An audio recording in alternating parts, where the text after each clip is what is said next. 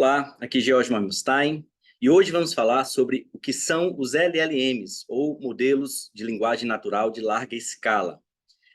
Entender o funcionamento e a lógica dos LLMs é extremamente importante para poder usar corretamente essas ferramentas de inteligência artificial, porque elas são enganadoras, elas parecem que funcionam de um determinado modo, porque elas foram feitas para imitar determinados comportamentos, mas no fundo o que está por trás delas é matemática, é estatística, é computação, são números. E aí, portanto, entender a lógica desses números, entender a lógica de como elas funcionam, ajuda a gente a entender e a usar melhor, corretamente, essas ferramentas.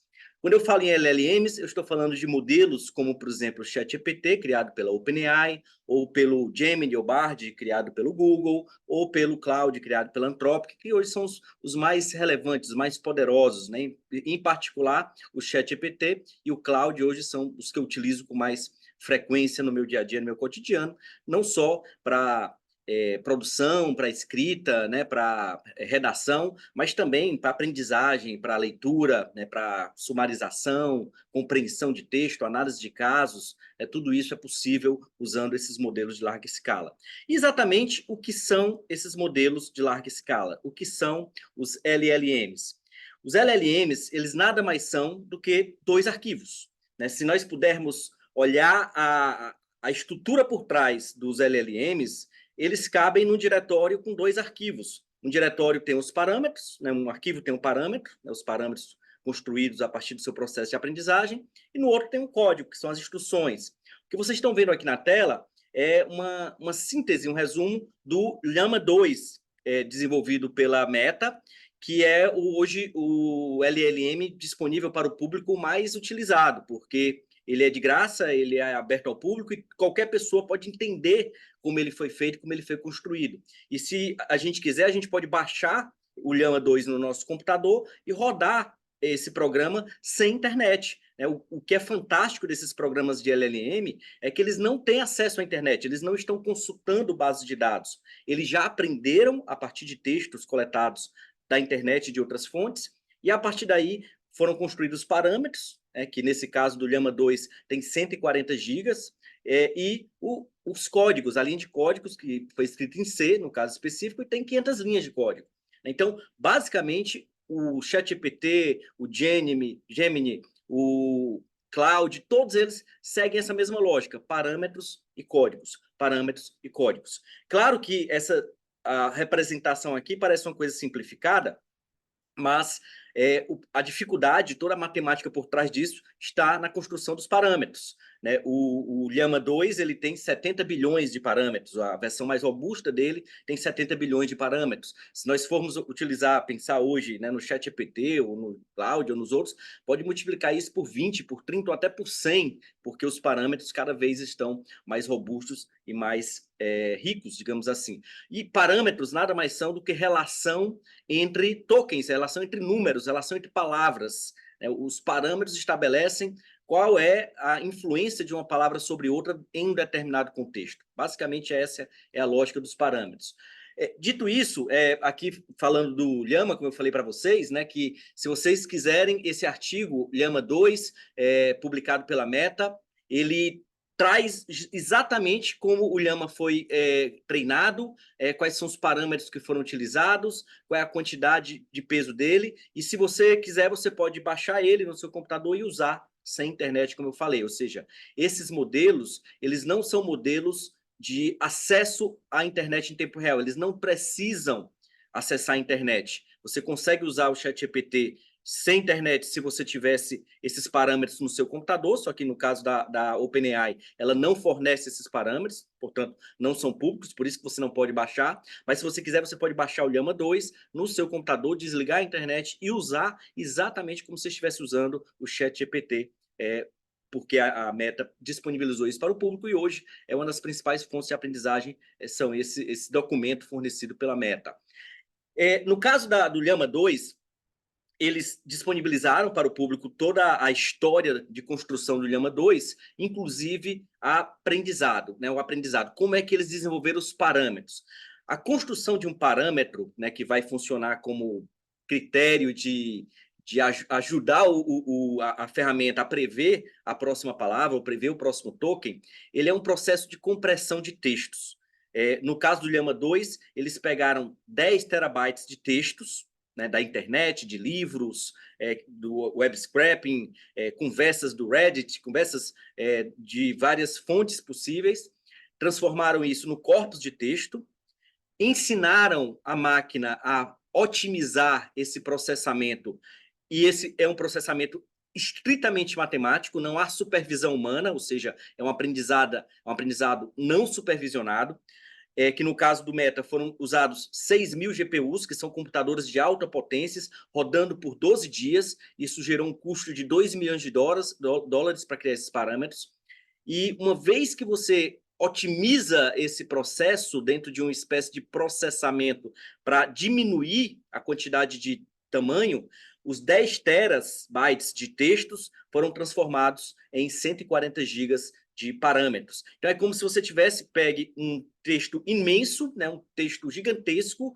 e comprimido ele 100 vezes. Né, comprimido ele 100 vezes. A diferença é que quando você pensa em compressão, como, por exemplo, zipar um arquivo, essa compressão ocorre sem perda. E no caso da construção de parâmetros em linguagem natural, esse processo é com perda. Ou seja, você não consegue usar uma engenharia reversa para devolver exatamente os mesmos textos que foram produzidos no processo de aprendizado.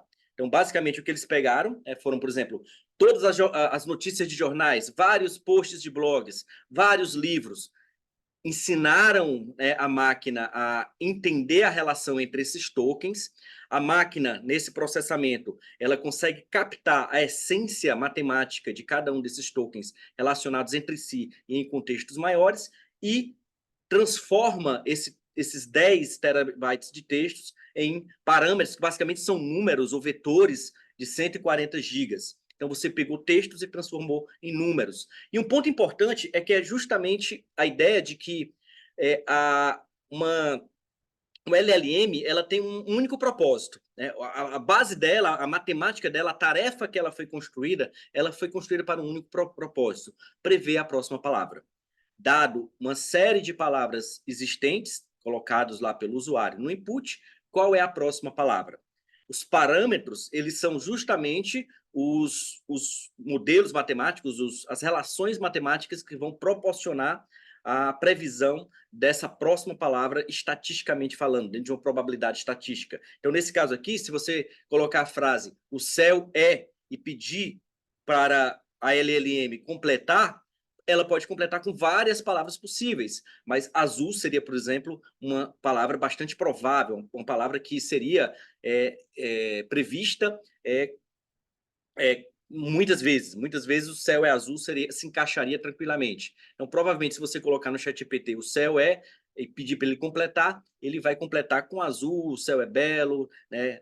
Algo do gênero. Né? Mas ele prevê a próxima palavra dentro de uma probabilidade estatística. Só que aqui tem uma questão enganosa, porque a gente imagina, já que ele produz textos, né, o ChatGPT, né, esses modelos, eles foram treinados com textos e produzem textos a partir de textos, ou seja, você joga um texto e ele gera texto, a gente parece, né, que ele está processando textos, que ele está entendendo linguagem, mas não é isso que ocorre. O que ocorre é um processo chamado tokenização, que é um processo de transformar palavras, caracteres ou tokens em números. E aí o que vai ser processado não são letras, não são palavras, não são frases, são números, é relação entre números. Então, vou mostrar para vocês aqui uma tela de uma ferramenta criada pela OpenAI, que é como mostra o processo de tokenização, né, por trás da plataforma. Vou aumentar aqui o tamanho para que facilite para vocês. Esse Tokenizer é uma ferramenta disponibilizada pela OpenAI para que a gente entenda exatamente como é que é o processo de tokenização. Então, se eu escrever, por exemplo, o céu é, essa frase, essa palavra, essas letras, elas têm 4 tokens. O céu é, o espaço pode contar como token, e aí, apesar de ter 7 caracteres, ela tem somente 4 tokens.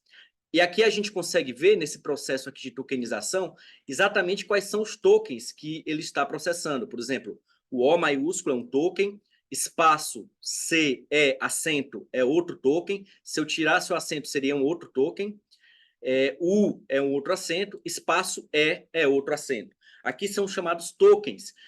Nesse caso, nós estamos vendo os tokens em textos, né, formato de texto. Mas se a gente apertar aqui nesse tokens IDs, a gente vai ver que cada um desses tokens representam números ou vocabulários. 46 é um token específico para se referir ao O maiúsculo. Esse token gigante aqui, 64934, é um token específico dentro do vocabulário do ChatGPT, que pode ter mais de 10 mil, ninguém sabe exatamente quantos vocabulários, quantos tokens existem no ChatGPT 4, mas nesse caso, esse token grande aqui, numérico grande, 6.493, aliás, 64.000, né, 934, é um token só, ele representa o espaço, o C e o E. E aí você vai vendo aqui outros tokens. Então, basicamente, o processo de processamento do ChatGPT é transformar esses tokens em números, e esses números vão para determinados vetores. Cada um desses tokens representa uma espécie de parâmetro, não um parâmetro, mas um vetor dentro do parâmetro, dentro do arquivo de parâmetro, que tem milhares e milhares de dimensões. Então, um token desse ele está relacionado com outros tokens de milhares ou até centenas de milhares de possibilidades possível. Então, esse é o processo de tokenização que ocorre dentro do ChatGPT para produzir textos. Uma vez que a gente tem essa noção de que o papel do ChatGPT é produzir textos a partir de textos, ou seja, completar inputs, né, a gente vai começar a entender até como usar corretamente o ChatGPT. Por exemplo, sabendo disso, a gente vai perceber que uma das formas mais eficientes de usar o ChatGPT é você sempre colocar palavras na boca do ChatGPT, fazer com que ele produza tokens a partir de tokens que você coloca. Então, você pode direcionar o texto pedindo para ele completar determinadas frases. E essa é a melhor forma de você usar o ChatGPT, porque você contribui para a geração do token, do texto, né, da previsão seguinte, né? E aí, portanto, outro ponto importante para perceber isso, né, para perceber essa lógica de tokens, tokenização, é que o ChatGPT ele pensa através de tokens. O ChatGPT é uma ferramenta que ele produz tokens a partir de tokens e tentando fazer uma análise matemática desses tokens. Então, se você souber colocar corretamente dentro do input os tokens corretos, ele vai produzir respostas melhores por conta dessa lógica. Outro ponto importante que a gente tem que entender é que os parâmetros, eles não são textos. Eles não são exatamente uma cópia fiel dos textos que eles aprenderam. Eles são, os parâmetros, eles são vetores, são nós, são relações entre tokens numéricas, em que você, graças a esse processo de aprendizagem, conseguem fazer com que a máquina aprenda a identificar padrões semânticos, padrões sintáticos, gramática, vocabulário. Você ensina o mundo através desses parâmetros. No entanto, e aí vem um ponto importante, o ChatGPT ele não reproduz o passado, ele não pega o texto da base de aprendizado e consegue regurgitar esse texto, ou seja, reproduzir exatamente aquilo que foi dito no processo de aprendizado. O que ele faz é conectar tokens e tentar reconstruir textos com base nessa tokenização, nessa parametrização do conhecimento que ele aprendeu no passado. Então, o que ele faz, na verdade, é sonhar os textos. Essa é uma expressão que é utilizada metaforicamente para se referir ao processo de que, quando o ChatGPT está produzindo textos, ele não está copiando o passado, ele não está reproduzindo o passado, ele está imaginando algo, ele está criando o futuro. Então, o texto desenvolvido pelo ChatGPT é uma criação do futuro. Então, se a gente pegar aqui esses dois textos que vocês estão vendo na tela, ele tem uma ementa de um julgado produzido pelo ChatGPT e um texto sobre que eu inventei, chamado limagem do texto, limar o texto, que é uma técnica que a gente pode utilizar para melhorar a qualidade de respostas a partir do nosso conhecimento, né? Eu vou falar um pouco sobre isso, sobre essas possibilidades de você melhorar o seu texto para que o ChatGPT leia melhor o seu texto, e aqui é um texto que eu criei para isso. E aí, nesse caso, se você analisar esses duas esses dois textos, a ementa de jurisprudência e um verbete da Wikipedia, a gente vai, aparentemente, a gente vai entender que, poxa, isso é real, parece muito parecido, só que o que ele está fazendo aqui, na hora de produzir esses textos, não é exatamente pegar uma ementa do passado e jogar aqui, reproduzindo. Ele está reconstruindo, ele está criando uma ementa que não existe. E se você prestar atenção, ele criou número, criou relator, relator que existe, Marco Aurélio, relator para acordo, ministro Rosa Weber, tribunal pleno, julgado em 25/8/2025, ou seja, uma data que nem existe ainda, né? Mas ele criou uma ementa muito parecida, muito próxima à realidade, e inventou e criou e sonhou com base na sua aprendizado. Por que isso parece real? Né? Porque ele foi, de certo modo, imitado, né, a partir do aprendizado que ele teve. Mesma coisa o texto da Wikipedia. Essa expressão, limar o texto, a limagem do texto, ela não existe. Foi uma expressão, um conceito que eu criei, que eu inventei, para se referir a um processo de transformar o texto em palavras-chave divididas por reticências, porque dentro da linguagem do ChatGPT, as reticências, elas produzem textos melhores, né? Produzem textos melhores, o que é interessantíssimo. Se a gente olhar por trás da matemática, do aprendizado, da construção dos parâmetros do ChatGPT, de como é que ele está pegando um texto que você coloca e transformando em novos textos, se você souber a matemática por trás, você vai entender. Mas não é preciso saber matemática, não é preciso entender toda a estatística, todo o modelo de aprendizado que está por trás. Basta saber, assim, em termos de curiosidade, que o marco teórico desse processo é um texto chamado Attention is All You Need, Attention is All You Need, publicado pela Google, pelo Google Minds, e que se transformou no ícone do modelo transformador, da arquitetura transformadora, que é hoje utilizada por todos esses modelos de linguagem natural de larga escala. E aqui esse gráfico é o formato do que é exatamente esse modelo, onde você vai pegar textos, transformar em números através do processo de tokenização, e a partir daí vai otimizar o modelo em várias e várias camadas, milhares de camadas matemáticas, até produzir um texto razoável. É fácil entender essa matemática, se você souber, né, um pouquinho de estatística e de aprendizagem de máquina. No entanto, ainda é um mistério sobre como o ChatGPT pensa, como é que ele interconecta esses parâmetros que foram desenvolvidos na base de aprendizado. Hoje, inclusive, tem um campo específico chamado Interpretability, que foi criado para entender como as LLMs funcionam, porque hoje não se sabe ao certo como é que o ChatGPT produz os textos. Entende-se a matemática por trás, a matemática de otimização para reduzir os erros, para reduzir e melhorar, né, a performance, mas não se entende ainda exatamente como é que ele faz realmente a conexão entre tokens. Ponto interessante também de entender a mente do ChatGPT é que essa dificuldade de entender a mente do ChatGPT vai criar algumas situações inusitadas, curiosas. Por exemplo, existe a chamada maldição da inversão.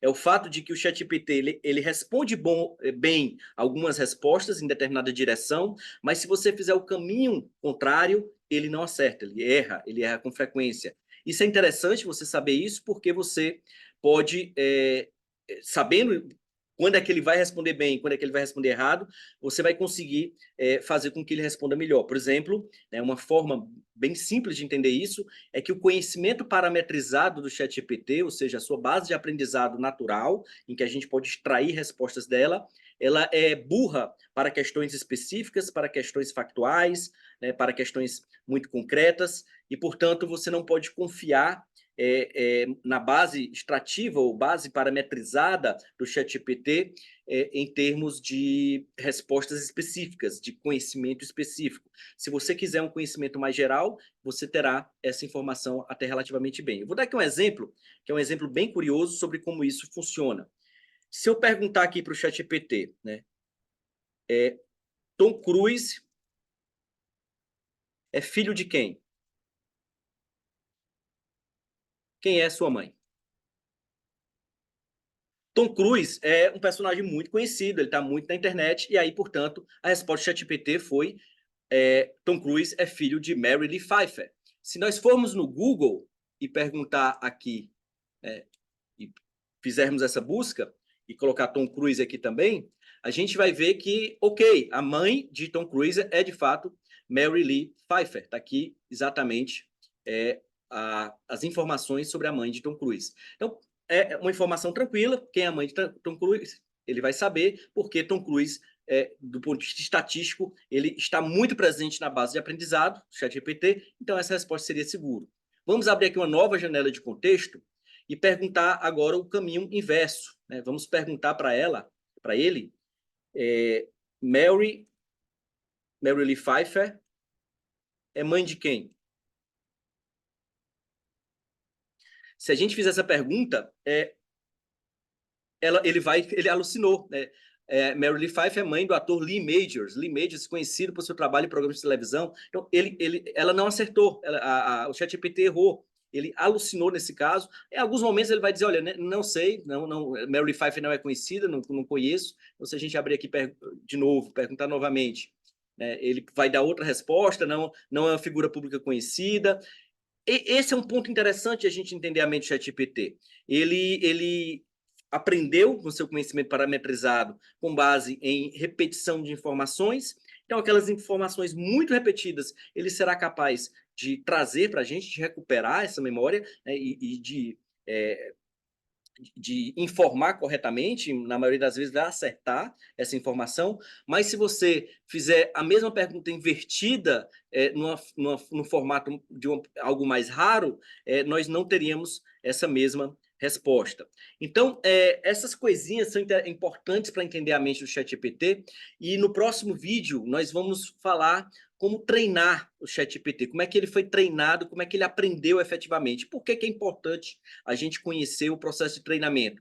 Porque o processo de treinamento vai ensinar a gente a se comunicar com o ChatGPT. O ChatGPT, ele tem uma lógica própria de linguagem, ele não é uma ferramenta, o cérebro dele, né, a mente do ChatGPT, se ele tivesse uma, não seria idêntica à mente humana, porque o processo de aprendizagem foi diferente. Então, ele aprende a se comunicar de uma determinada maneira, ele tem uma lógica própria de comunicação.